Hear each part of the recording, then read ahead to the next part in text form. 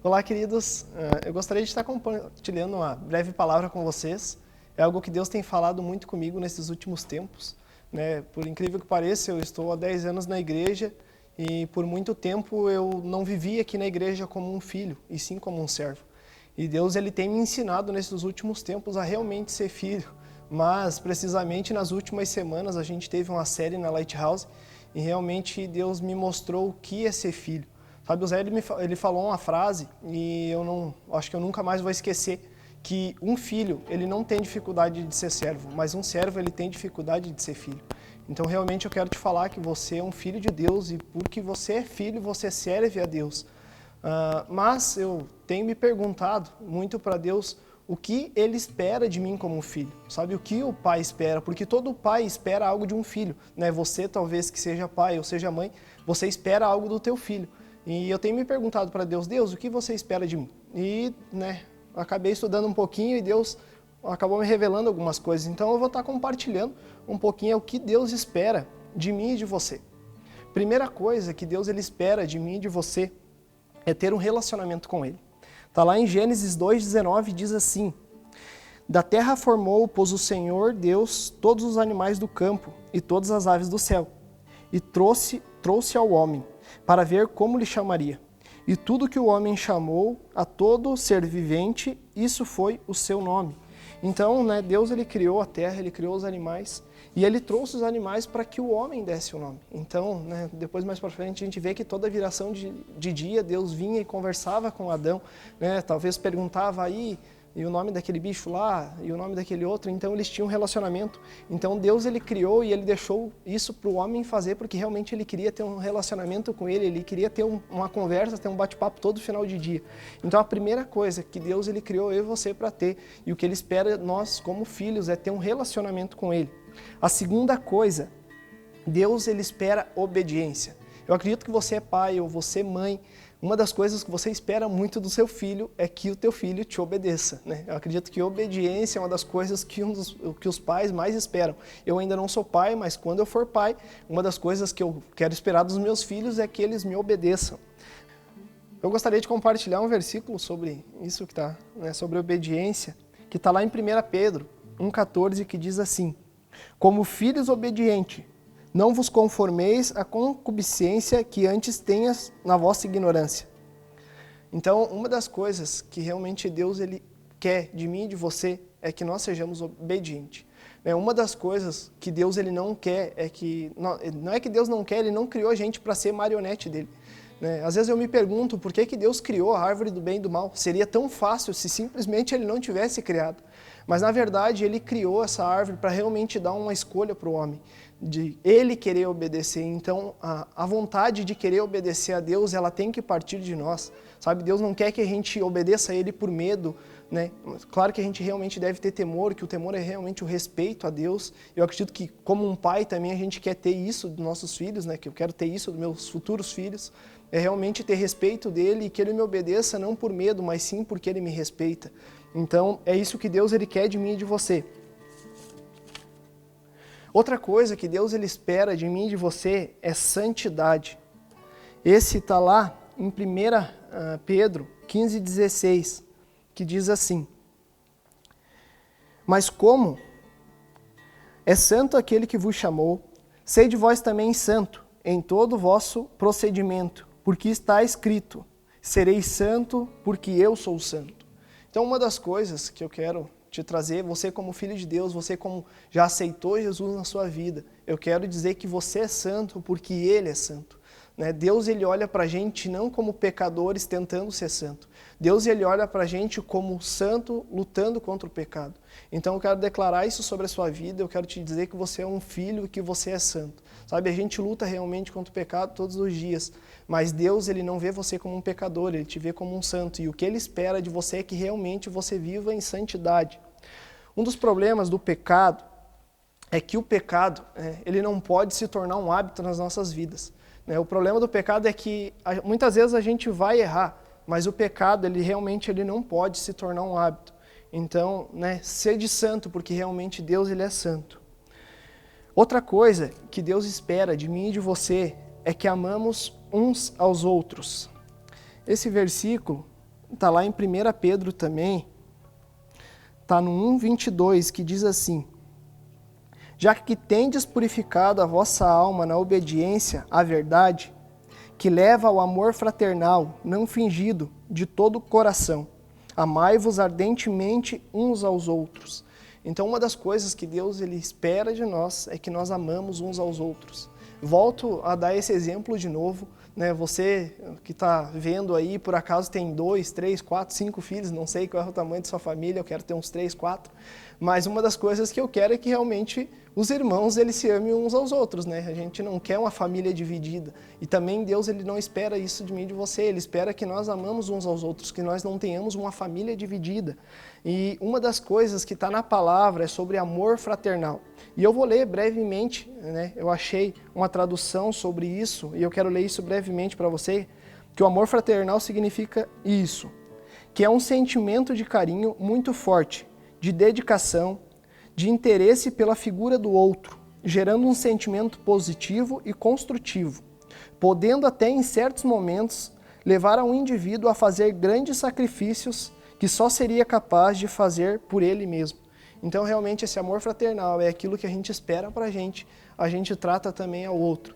Então Deus espera nós como filhos que a gente realmente ame uns aos outros. Só que uma coisa, né? Você já deve ter percebido que nós somos falhos, né? Jesus ele veio para ser o nosso modelo e realmente Jesus ele foi perfeito. Só que eu e você já deve ter percebido isso, eu já percebi várias vezes que eu sou falho, eu tenho erros. E uma das perguntas, né, que eu faço para Deus é: errei, Deus, e agora? Porque às vezes a gente parece olhar Deus perfeito e Deus realmente é santo, e a gente olha assim: nossa, cara, parece que Deus, eu não vou conseguir alcançar esse nível que Deus espera de mim, eu não vou conseguir ser esse filho que Deus espera que eu seja, né? E às vezes a gente erra e fica: será que realmente ainda Deus me ama? Será que realmente ainda Deus tem os propósitos dele para mim? E é isso que eu vou tratar agora nesse segundo assunto, é errei, e agora? Porque a gente vai errar, né? Um dia ou outro a gente vai errar. A primeira coisa que eu quero falar, antes de entrar bem nesse tema, é que nada pode nos separar do amor de Deus. Que está lá em Romanos 8, 38 e 39, que diz assim: porque estou certo de que nem a morte, nem a vida, nem anjos, nem principado, nem coisas presentes, nem coisas futuras, nem potestades, nem a altura, nem a profundidade, nem qualquer outra criatura nos poderá separar do amor de Deus, que está em Cristo Jesus, nosso Senhor.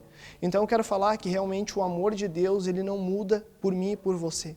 Não importa se a gente erre, claro que realmente se a gente errar, isso nos afasta de Deus, porque o pecado, ele nos afasta de Deus. Mas mesmo se afastando de Deus, o amor dele continua o mesmo. A gente vê isso do filho pródigo. Quando o filho ele pegou todas as coisas, ele saiu e ele gastou tudo. Mas quando ele voltou, o amor do pai ele era o mesmo de quando o filho tinha saído. Porque a gente vê que o pai esperou ele de braços abertos, foi correndo até ele e abraçou. Então a gente vê que realmente, mesmo depois de o filho errar, o amor do pai não tinha mudado.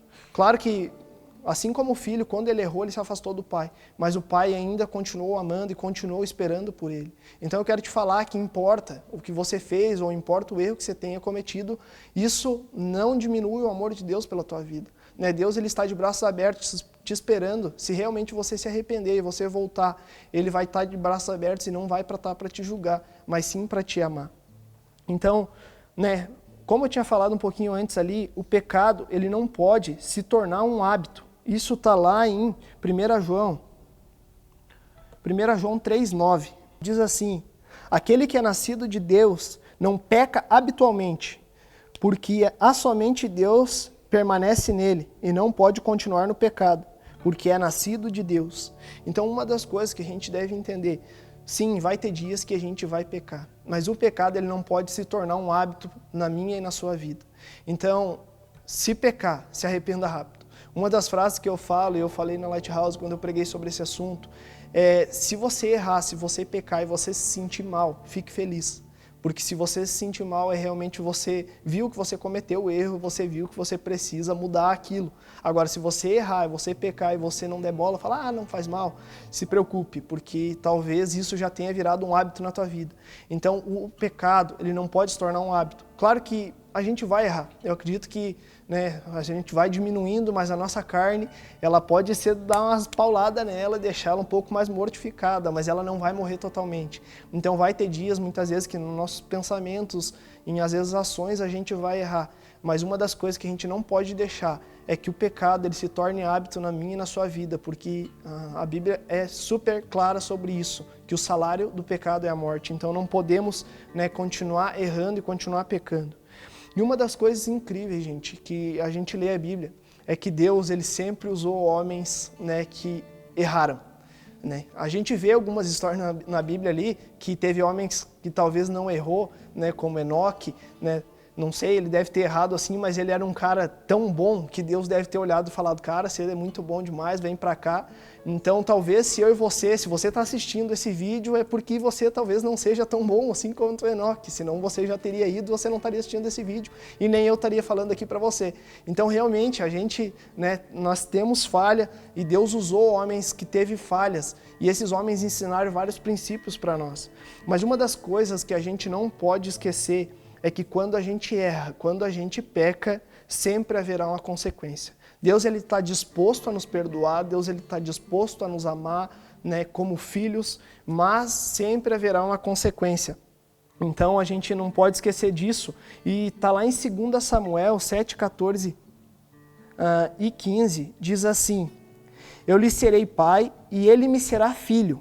Essa palavra é Deus falando para Davi sobre Salomão, sobre o filho que ia vir. Então Deus estava falando isso para Davi. Vou começar novamente, que diz assim, eu lhe serei pai e ele lhe será filho.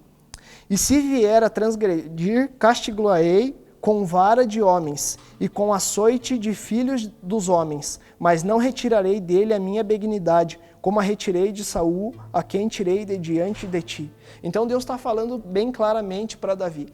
Quando o teu filho, né, Salomão, ele vier errar, ele vai ser castigado com vara de homens, ele vai passar pelas consequências dos homens, pelos erros dele, mas eu não vou tirar, né, o meu perdão, a minha benignidade dele, então o meu favor dele. Então o favor de Deus, ele não ia ser tirado, mas ele ia sofrer as consequências. Então o meu e o seu pecado, ele tem consequências. E isso a gente vê, né, desde o começo lá em Adão.